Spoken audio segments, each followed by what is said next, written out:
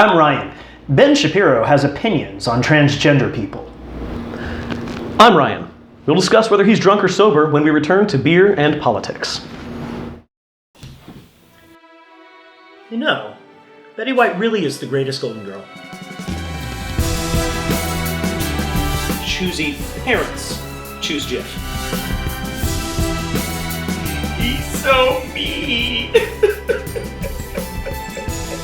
He really is.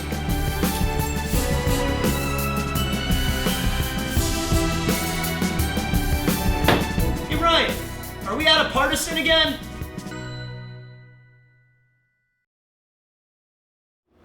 Welcome to Beer and Politics. We are your painfully simple hosts, Ryan and Ryan. We're both Ryan in this case. Today we'll be talking about Ben Shapiro's thoughts on transgender people. But before we do, as always, Madam Brewmaster, what's on tap today? Today we are drinking Hop Stoopid from Lagunitas. All right, now Hop Stoopid here is an ale. It is perhaps even considered a heavy ale because it's 8% alcohol, 102 IBUs, so it's also really hoppy for an ale. What do you think, Ryan? It's smooth, it's medium-bodied, I like that. I love the color a lot, and it definitely is hoppy, but it doesn't have like the bite of an IPA would. Yeah, I agree. This beer I think is actually fantastic. The hops are bright, the carbonation level's good, it's well balanced, it's not too much of anything or another. I think this is a fantastic beer and I would wholeheartedly recommend it. And I just want to point out that someone on YouTube said that nobody cares about how it feels on our tongue, so I just want them to know I love how it felt on my tongue. Mm-hmm. The mouthfeel was divine. I hope you're very interested in this report. All right. Thank you, Lagunitas. Hop Stoopid. We are not sponsored by them. They did not sponsor the show. They don't actually care about us, but we still want to thank them for this delicious beer. It's good beer. So now, Madam Brewmaster, first talking point, please. Ben Shapiro says gender is not disconnected from sex, drunk, or sober. So for me, he's actually a shockingly 0.02 sober. Okay. Which is to say, incredibly sober. Mm-hmm. He's only off on a very small piece here. So typically, sex and gender are linked together, especially when we're talking about social things and cultural things. Where they're not would be something like grammar and writing, where gender is the only thing that really exists. And if you were to say sex, it's not like words have penises or vaginas. So we're saying gender there. So they're going to be separate. And then number two would be this idea of, if you're studying the sciences, you have social sciences and other sciences. So social sciences might study just gender apart from sex, and the other sciences might, biology or biological sciences might study sex apart from gender. So they're going to be mutually exclusive. In that case, though, you can study both, but sometimes you don't have to.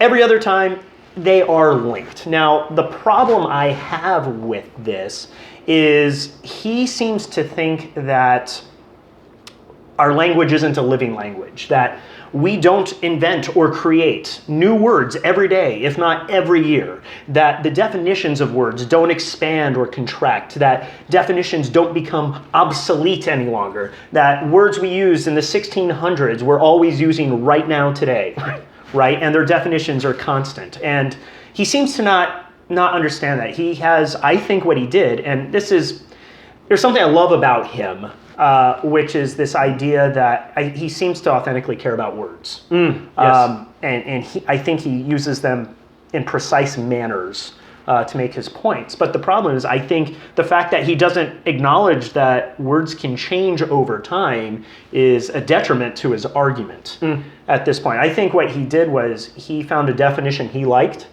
and he is now going to just presume that's the only definition that exists, and specifically for gender when we're talking about that.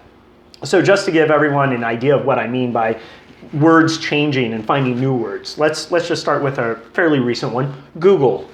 So it was a proper noun. It was a company name. So it was a word, but you weren't really going to find it in a dictionary. It's just a proper noun. But now it's a verb that you find in the dictionary. We all know you Google something. And you, me, Madam Brewmaster, we all know when we say I'm going to Google it, what we mean by that. Right? So that's a word that exists that maybe he doesn't want to exist. And he cannot want it to exist all he wants, but it is a word. right? Number two, when we talk about, because your choices are, when we're trying to convey information, that's why we have words, is to convey feelings or concepts or ideas that only exist in our heads to somebody else. Your choice is either create a word or use a word that exists, or you have to modify the definition, which typically is expanding the definition for a word. So I'm going to ask you a question here. Okay. Can you give me a definition of dope? Dope? Sure. It's going to be a guy who's kind of stupid. Oh, that's weird because I thought dope was a narcotic, typically referred to marijuana. Interesting. Or I thought it was a reliable piece of information, like the inside scoop. What is the inside dope? All three definitions we just talked about, by the way, are in Merriam-Webster's dictionary online. So he's presuming for gender, there's only one definition, and there aren't multiple like there are dope. And here's another thing about dope. Do you think all three of those existed at the same time from day one? I would be shocked if they did. Right, I would too. So we've added or amended that definition to include more things we're trying to communicate. He makes it sound like man was formed and man had a dictionary, and that's all we're using today, is his gender dictionary. So let me go through, what I'd like to do is go through three different definitions for the word gender that I've come across. Remember, we're only decently researched, so there's probably more, and maybe you can try to prove me wrong. But let's just try with that. So the first one, and I'm going to have you help me here. Yes. Yeah, that's fun. So the first one is masculine or feminine traits. Okay. That's gender. Okay. All right. So Ryan, I'm going to assume you are a male. This is a correct assumption. Okay. So what would be a feminine trait? Curves. Curves. Okay. So if you're a male with curves, are you a woman? I would say no. You would say no, but what was the definition we just did? Oh, it was curves. It was curves. It's feminine traits. Okay, so you're not a woman, but Okay. you met the definition there. You don't have to correct it, just want to start with that. Okay. Number two, there is this idea of gender roles. That's a big one, especially with the advent of feminism. Okay, so this idea of gender roles. So Ryan, what would a gender role be for a woman? We'll go super old school and say cleaning the kitchen. Okay, cleaning the kitchen. That is a traditional nuclear family gender role. Okay, so if you're a man and you're cleaning the kitchen, are you a woman? Still no. Still no. But did you meet the definition of gender for woman in that scenario? I did. Okay, so it's interesting. All right, so we're going to go to number three, and this is Merriam-Webster's definition. Okay. And I like this one a lot. It is it defines gender as, and by the way, there's other definitions for gender that aren't related to what we're talking about specifically here, believe it or not. But it describes gender in the context that we're talking about as the biological, psychological, and cultural traits associated with one sex. Okay. Okay. One thing, and this is what I want to point out, and this is what I think Ben is missing, is it said one sex, not one's sex. So it's not your possessive sex, it's a sex, any of the sexes that we've defined. And it's behavioral, psychological, cultural. The reason, when we start off with the first definition I gave you, it didn't work, is because it didn't cover those three things. Right. And the second one didn't cover those three things. Merriam-Webster's dictionary does cover those things. It's akin to saying, if it looks like a duck, acts like a duck, and thinks it's a duck, as far as gender is concerned, it's a duck. That's what they're saying here. And it's apart from biology. All right? So it's all those things apart from biology, but it's still linked to sex, right? Because it says to one sex, not one's sex. Now, Ben Shapiro goes ahead and says, this was a discussion that we're breaking down that we'll provide you access to, but he actually asks a young lady, well, why aren't you a moose? And the answer is because moose doesn't have the same definition as gender, right? So remember, gender is look, act, think like a moose. But the definition of moose in reality is look, act, think like a moose and have the biology of a moose. Right. Now, if we want to say the definition, which we can do thanks to our living language, of a moose is look, act, think, irrespective of biology. She could be a moose. She could be a moose. But she's not, because we have definitions, and the definition doesn't cover her as a moose anymore. He goes a little further, and he asks her, how old are you? And she says, I'm 22, I believe, is what she said. And he says, well, why aren't you 60? And she couldn't answer that. But my point here is he's trying to create an analogy, right? It's the wrong question to ask. She can't be 60 by the definition of age, right? And how we socially attribute age. Now, I guess she could be 60 months if she was 5 years old, or that kind of thing, but she's not, right? But we're typically talking about years. But what if he said, how old are you? And she said 22. And then he said, are you young or old? I think, what would you say? I would say she's young. I would say she's young as well. But you know, it turns out, thanks to the definition of old, she can say she's old. She can. Old is exhibiting the characteristics of age as one of its definitions. Okay. All right. So she's maybe she has prematurely graying hair. Okay. Maybe she's got a bad back. Maybe her eyesight is going bad. I think we'd agree that those are attributes of an old person that I described. So maybe she's that. You know what? Maybe she is well-traveled. Maybe she's lived a full life. Maybe she's been married, had kids, divorced, has lived in 3 countries, had 26 jobs. That would also be a definition of old, which means experienced.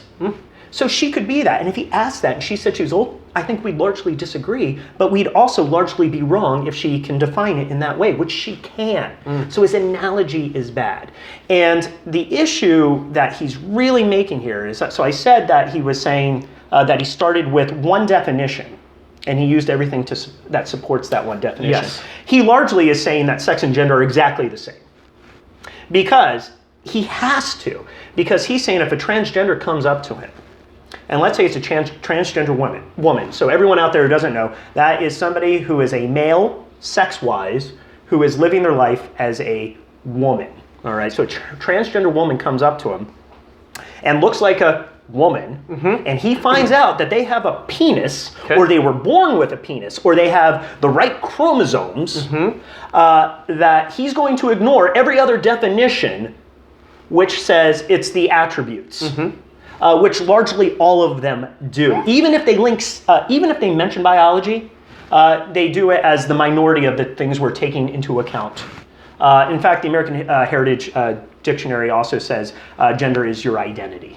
Interesting. The thing you identify by. So another definition there. But he's saying the only thing out of all the things that encompass gender is going to be sex, even though across all definitions that you're going to look up, except for whichever one he's using, says that those aesthetic attributes and how you identify yourself are more important than that. He's going to ignore them. In that case, why is there a gender at all? We would just say sex all the time. Oh, well, it turns out those traits matter. Next round. Cheers, my friend. Thank you, sir. Cheers. All right. So I gave him a BAC, not as high as you might think. I gave him a 0.1 for BAC because I think he is a little bit drunk, but he isn't terribly drunk, and he's got some mitigating factors that help him not be terribly drunk. I like that you said not as high as I might think, besides the fact I gave him a 0.02. I just meant from my angle. I thought you're like, that Brian, he's going to give him a crazy high BAC. Yeah, you would. So we're going to start... a lot of this touches on some things that you did. We kind of got 3 levels of stuff that we're talking about here. We're talking about gender, we're talking about sex, and then this other category of like man, woman, okay? So first of all, sex is biology. That's what it is, right? And gender, as you mentioned, actually just references sex for purposes of association. Yes. And beyond that, he kind of uses this interchangeably as well. He talks about man as being male, when really man is much more specific. It is a deeper construct. If you are a man, you are an adult human male. Nice. So he uses all of these things interchangeably, but we really shouldn't. What we're going to focus on is we're putting man aside because man specifically references gender. And so if we're referencing gender, we can just stick with gender. Okay. So he says sex and gender basically are interchangeable, but they are not. We might use them interchangeably, and that's on us for being lazy or whatever, or just complacent. But it's not unreasonable for us to use them interchangeably, and this is the reason. If Struggling today. I know. If sex equals male, Okay. and gender equals male, then doesn't gender equal sex? Now, if we're talking about math, the answer is yes. I was going to say, according to him, it does. But the thing here is that we're actually talking about English, and we're talking about language, and this is very different. And to kind of talk about this, you touched on this a little bit. We're talking about homonyms. And for those of you who may not remember, a homonym is a word that is spelled the same, that is pronounced the same, but has two different meanings. So we're going to have a little interaction here, Ryan. Okay. Can you give me the definition of the word beam? I hate you. Yes, it's a typically something made out of wood that helps support the weight of something. It's interesting. in building. It's interesting because I was thinking about focused rays of light in a single direction. Oh. So let's see a beam that's made of wood and a beam that's made of light. Light and wood aren't the same thing, correct? Not according to my dictionary. So we wouldn't use them interchangeably. I wouldn't. All right, let's move on to the next one. Give me the definition of a beam in your eye, and it's wood. So next, give me the definition of grave. Grave. I'm going to say that is where we put dead bodies. Interesting, because I was thinking it was sort of like something that's dire. So a circumstance that is dire isn't the same as a hole that you throw a corpse, right? It turns out it's not, unless you're the corpse. That would be a dire situation. But we wouldn't use them interchangeably. Correct. All right, how about this one? Give me the definition of remote. Remote. That's going to be far away, surrounded by a lot of nothing. Okay, so it wouldn't be something that's a minute possibility. Ooh. Or the clicker for a TV. It definitely wouldn't be that. So we're not going to use those interchangeably either. Lastly, give me the definition of second. The position immediately after first. So the Falcons? Yep. Okay, see, I was thinking After you blow a big lead. See, I was thinking a measure of time. So interestingly, these are all things that have the same output, but are not congruent. Just for me. Did I pick all the ones you wanted me to pick? You did. Yes. Nice. Yeah. All right. So, with this in mind, he goes on to say that gender is not malleable. Okay. Now, realistically, what he should be saying is sex isn't malleable. But whatever. We're going to pretend he's not using the transitive property of equality here. Oh, wait, that's Okay. So he says that gender isn't malleable, and I actually don't believe that's really the argument. Okay. I don't think people are saying, hey, now I'm male, now I'm female, now I'm male, now I'm female. He's kind of assigning a flippancy to this that I don't think really exists. Sure. And I think what the argument is that gender is assigned incorrectly. So what we've been talking about here is gender is a categorization, right? And it doesn't, again, it's not unreasonable for him to think this way, or for any of us to think this way, because I'm going to put a slide up on the screen here. It's pretty magical. That shows you exactly what we're talking about. It's the percentage of people whose gender is assigned by a doctor or their parents at birth. Okay. The second column looks almost identical, and that's the percentage of people whose gender aligns with their sex.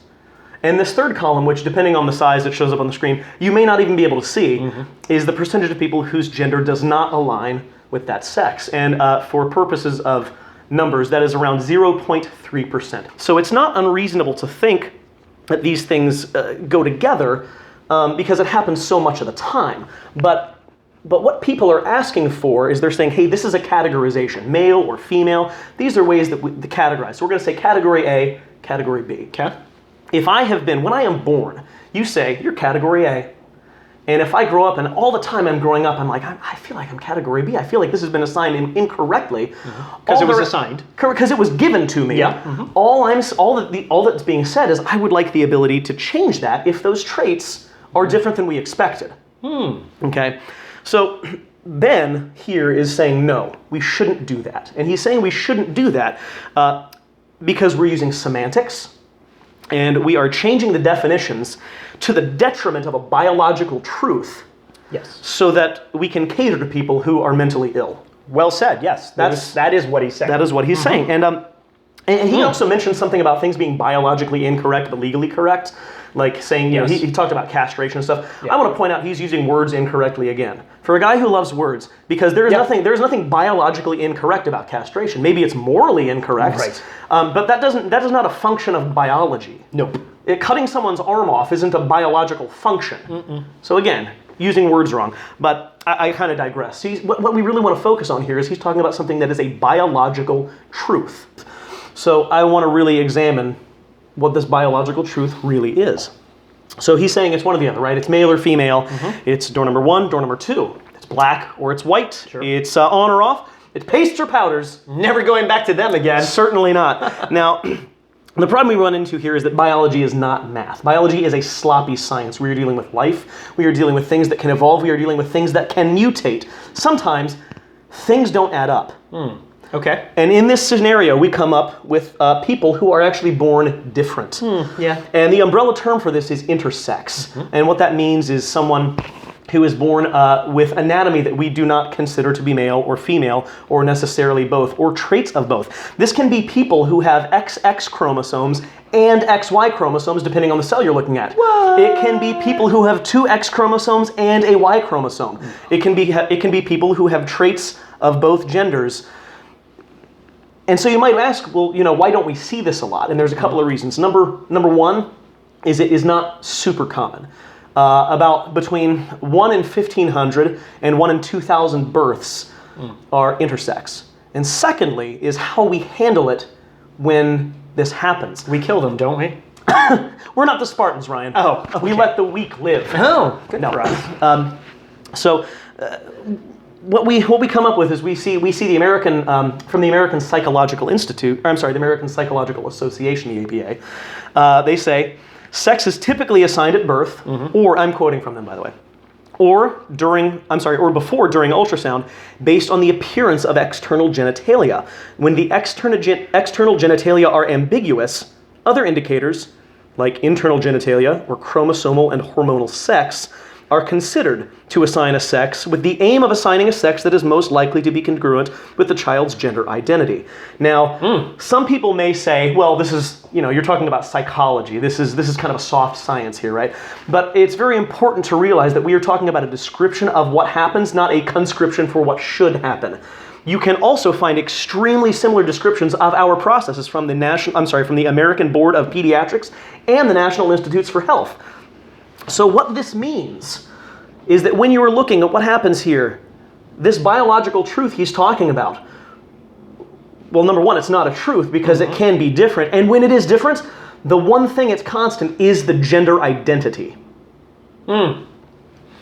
So what that means is that these things are not inextricably linked.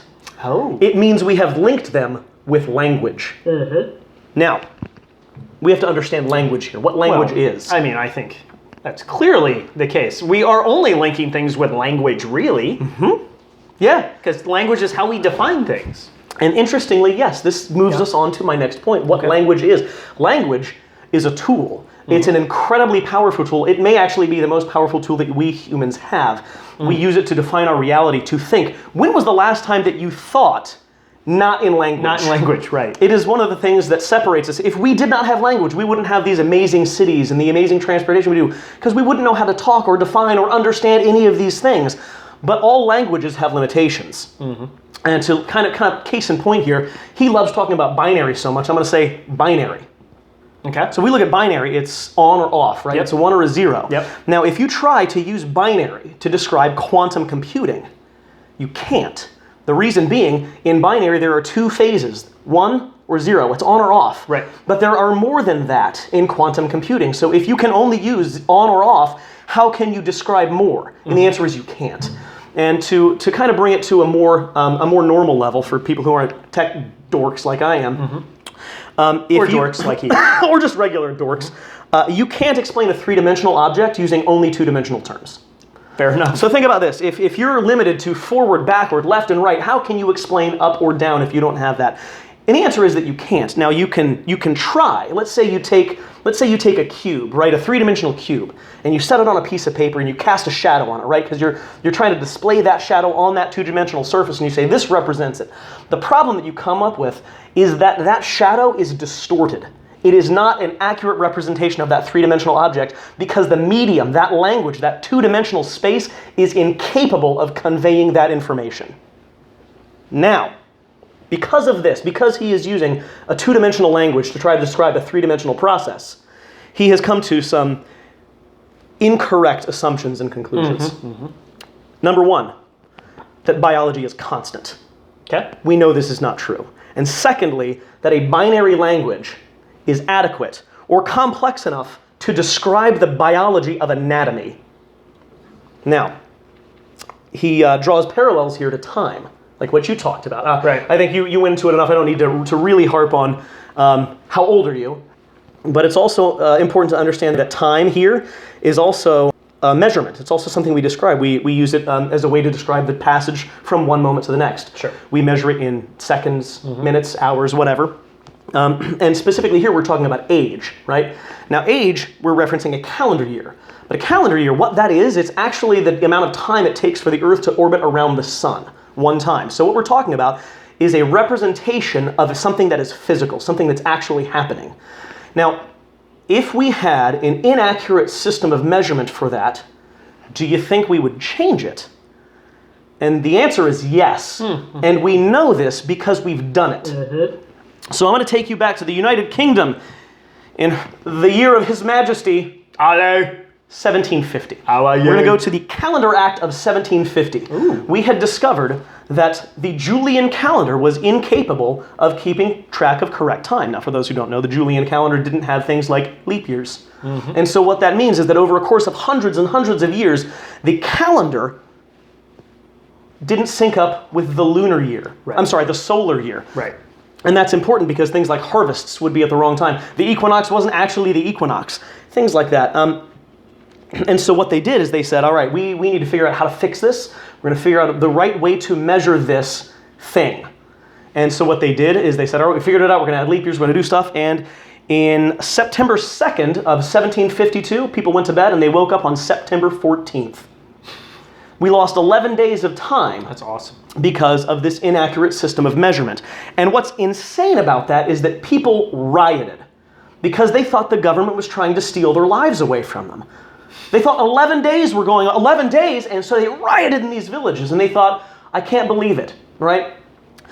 So with this in mind, let's take a step back just for a moment.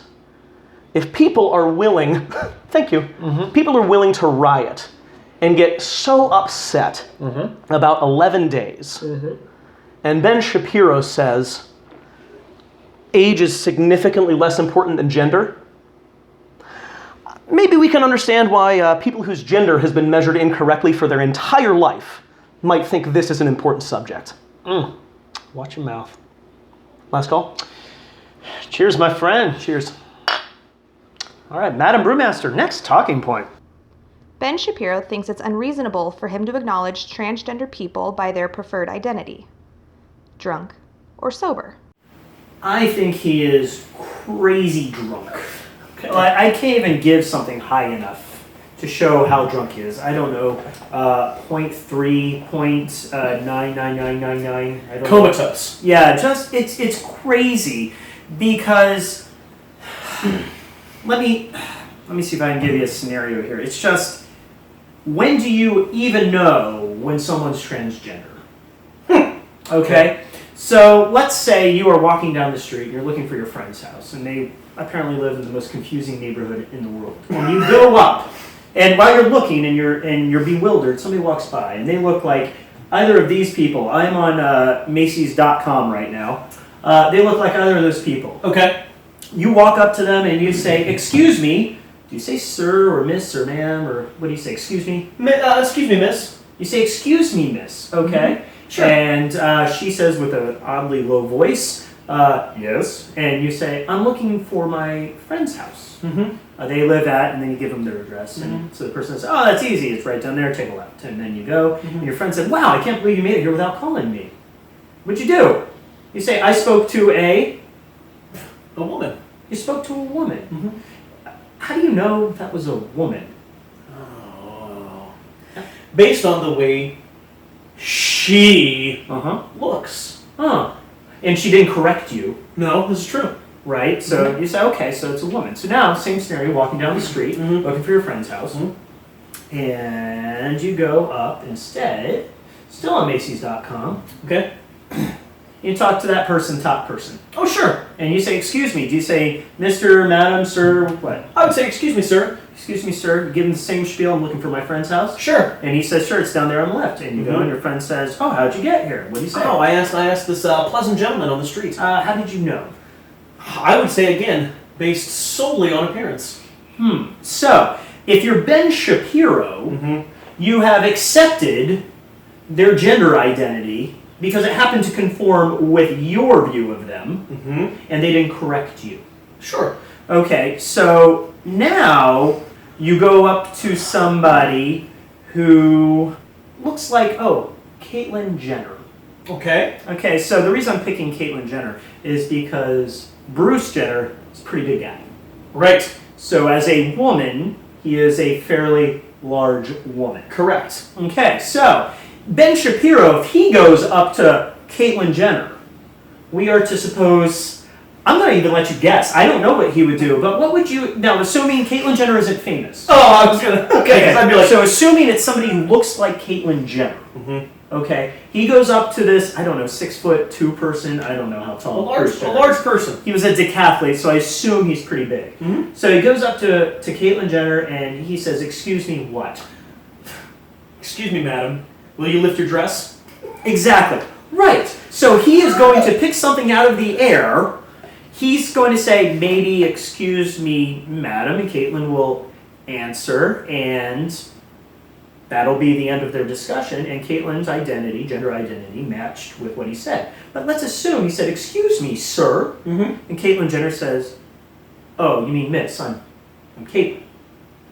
We're to presume he is going to not correct himself. He's going to stand by the fact that he just referred to this person as a man. Okay. Under the guise that he just thinks she looks manly. I think you are not who you say you are, therefore I'm going to trust me, not you. Exactly. So if there's any confusion at all, he's just going to stick with his guns with what he thought the gender of that person was. And we do know that there are very feminine-looking men in this world and extremely masculine-looking women in this world. And the only time he's going to do the practical thing would be when it doesn't match what he thinks is going on. So because it'd be impractical to accept what they did. So if you fool him, he's okay with it. Sure. You fooled him. But if he has any question at all, he's just going to stick with his guns, which is the most unreasonable, impractical thing I can think of. I'm sorry, I've decided you're a male. I just told you I'm a female, and I have these attributes that are clearly female or womanly in general. I'm sorry, I've already decided. You clearly don't know what you're talking about. Exactly, you're the wrong one in this scenario. And that's practical behavior, okay? Okay. That's his practical behavior. So the only way he actually can really work out and sound like a normal person is if Caitlyn Jenner was famous and he knows that Caitlyn Jenner is indeed a male. Sure. So when he knows that, I guess he gets to stick by his guns on that. But really, all of this is to say, he is making a giant excuse among all of this to be a big jerk. He just wants to be impolite. He is trying to dress up. This whole conversation is about using words as an excuse to be impolite to other people. Oh, I don't want to use words incorrectly. Well, frankly, we're not asking you to. We're asking you to use definitions that exist that you just don't like. So he wants to just be impolite. And so if you support him, you're just saying, it's okay to be impolite. And you know what? It is. There's no law. It's not illegal. Yeah, there's no law that says you can't be impolite. Listen, you don't have to hold doors for people. You don't have to keep the elevator door open button. Press close it. In fact, you can press close it. That's a great point. You can stand in the middle of the escalator. You don't have to move over. You don't have to chew with your mouth closed. You don't have to raise your kids to say Mr. and Mrs. whatever the last name is instead of a first name. You don't have to address people, say, you know what, I go by my middle name, by their middle name. You don't have to address people who go by their nicknames, by their entirely made up nickname, by the way. Typically, nicknames are entirely made up. Yeah. You don't have to do any of those things. But here's the problem. I bet he does every single one of those things. I bet he's probably a real nice, polite guy. But for whatever reason, he doesn't want to use a transgender person's preferred name. And let me set this straight here, make it clear. When we're talking about dealing with transgender people, in all practicality, there's only two things we're asking you to do. Use the preferred name. Sure. So if you are a male born Christopher, and now you're a transgender female or woman who wants to go by Christina, we're asking you to use Christina, Okay. And then number 2 is we're asking you to use a pronoun that matches the gender identity. Those are the only 2 things we're asking you to do. Doesn't sound like a big ass. It doesn't, especially knowing that he's probably polite and does all those other things nobody is making him do just to be part of polite society, including using people's fake nicknames. He's okay doing that, but he's not going to use the preferred name of the transgender person, of which he doesn't actually know is transgender unless they reveal it. He's guessing, again, trying to align with what his preconceived thoughts of that person are, and then he doesn't want to use a pronoun. That's impractical, especially once they tell you, say Christina, to go, oh, I was talking to her. That's too impractical for this guy. Because keep in mind, it's 0.3% of people, so that must be a huge burden. Of which, some percentage of them you're not going to know are transgender. Right. Right, so this is burdensome. And as far as society is concerned, there's only 2 things you need to really worry about from society's perspective, in my opinion. One is anytime sex becomes the most important thing. So that's anytime somebody's disrobing. Sure. Okay? That you might, if you're disrobing with them, you're interacting, that's a big deal. Right? And the other time is athletics. Because we know biology translates differently across the sexes. We discussed this. Right. It's true. So he's just making a giant excuse to be a jerk, and that's okay. I just prefer he came out and said it. Instead of trying to use grammar and semantics and language to hide behind, listen, you can be a jerk. You can say, I want to treat people impolitely, even though I treat every single other person in society politely for the exact same things I'm treating them impolitely for. I'm not calling him a hypocrite, but I'm saying there's a crazy incongruency that I can't explain. Well, if you're, it's because you're only going to be mean to a very, very small percentage of people, so chances are it's not going to bite you in the ass. And it's okay. All right, next one. Cheers, my friend. So this is pretty similar for me. I'm going to say he's also just crazy drunk. He is crazy drunk. We're talking, comatose, like verging on maybe you'll make it out, maybe you won't. and the reason is because what he's really hung up on here is the amount of change that's required. He's like, if I need to pretend, you don't need to pretend. You just need to not be a jerk. Right, be polite. And the thing is let's say we're talking about the bathroom portion of things. We've talked about the bathrooms before.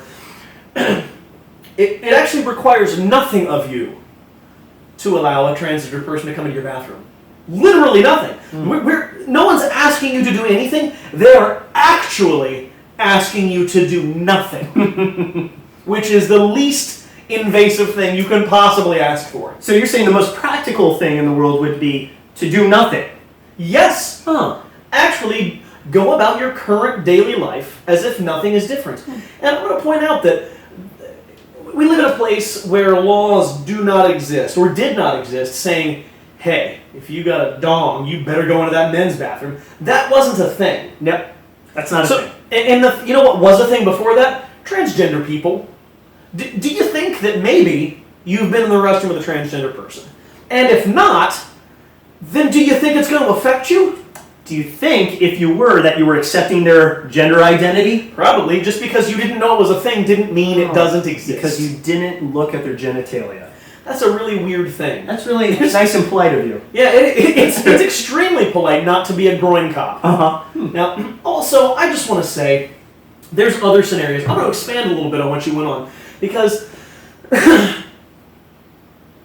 you're saying, like, hey, this isn't a big thing to ask. You know, you're doing all these things. You're calling people by nicknames.